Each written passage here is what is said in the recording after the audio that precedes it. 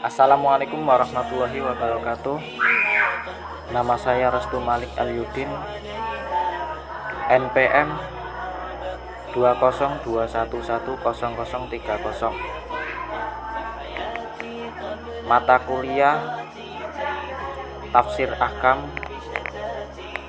tugas UTS.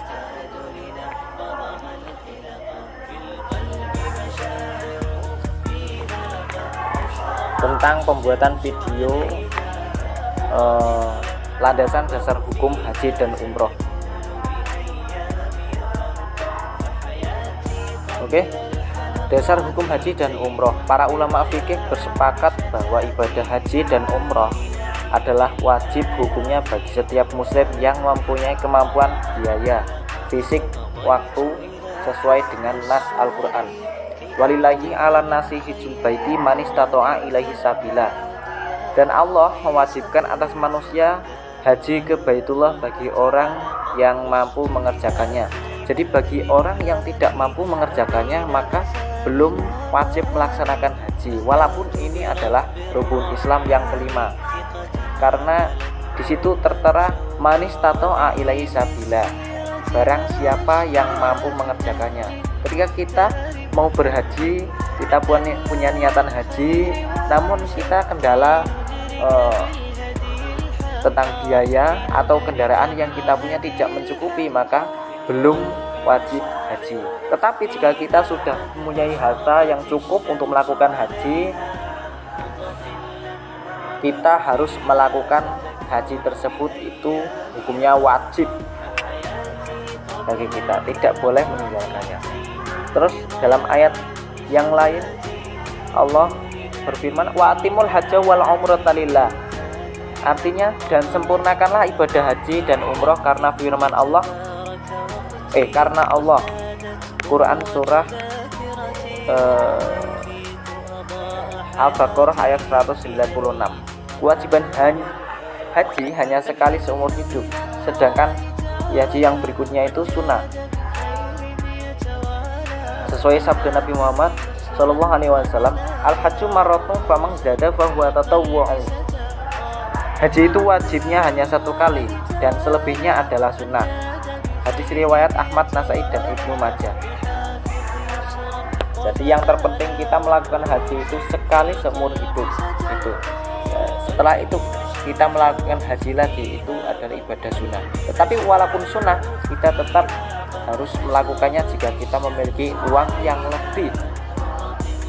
Jika kita adalah orang kaya, seharusnya kita berhaji, berkunjung ke rumah Allah, itu barokahnya sangat luar biasa. Jika kita melakukannya dengan ikhlas, maka kita sebagai umat Nabi Muhammad SAW insya Allah akan dikumpulkan di surganya Allah dengan para nabi-nabi yang mendahului kita.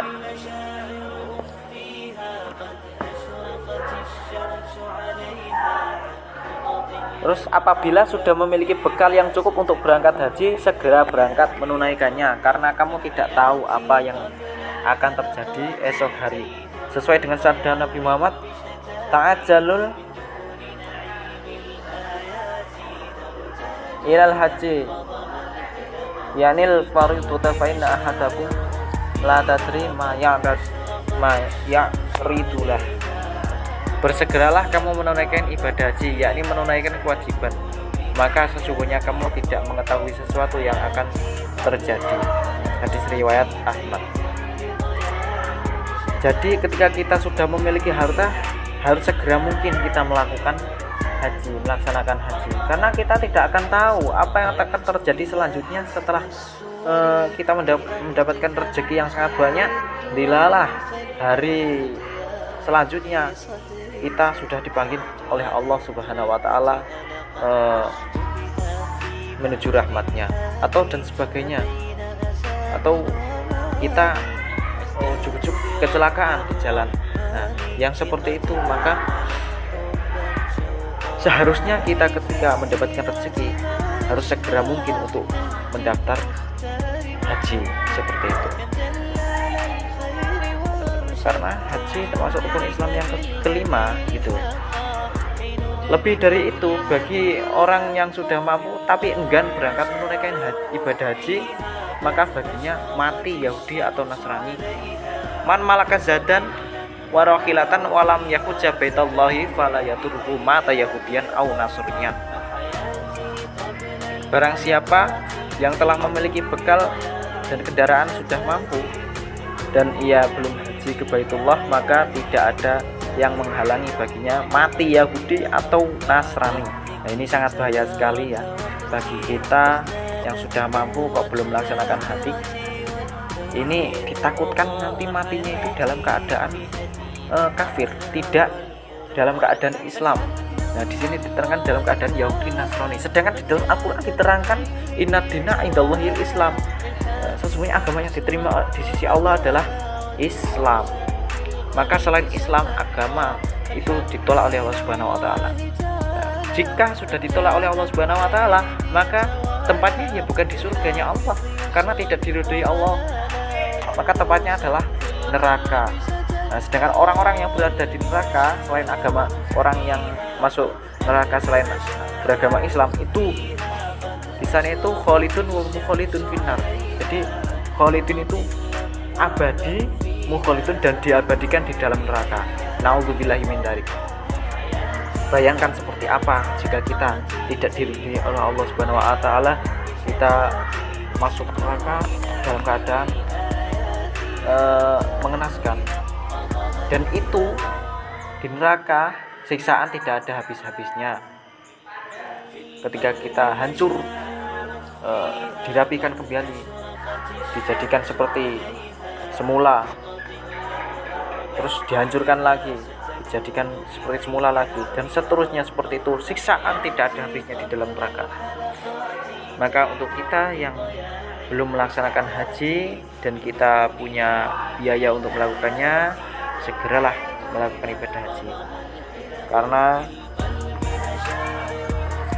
emang harganya haji itu tidak murah. Namun jika kita sudah melakukan ibadah haji, maka Islam itu kita sempurna.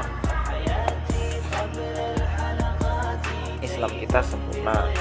Terus dasar hukum penyelenggaraan ibadah haji dalam Undang-Undang Nomor 13 Tahun 2008 tentang penyelenggaraan ibadah haji.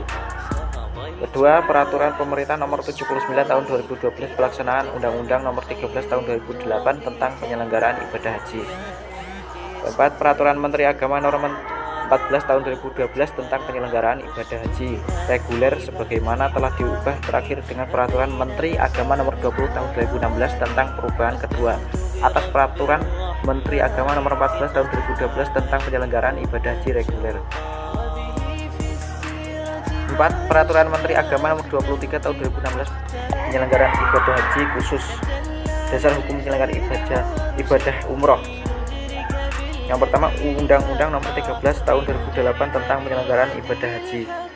Yang kedua, Peraturan Pemerintah Nomor 79 Tahun 2012 pelaksanaan Undang-Undang Nomor 13 Tahun 2008 tentang penyelenggaraan ibadah haji. Yang ketiga, Peraturan Menteri Agama Nomor 18 Tahun 2015 tentang penyelenggaraan ibadah haji dan umroh.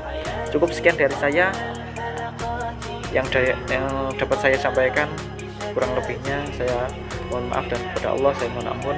Saya akhiri, wabillahi taufiq wal hidayah.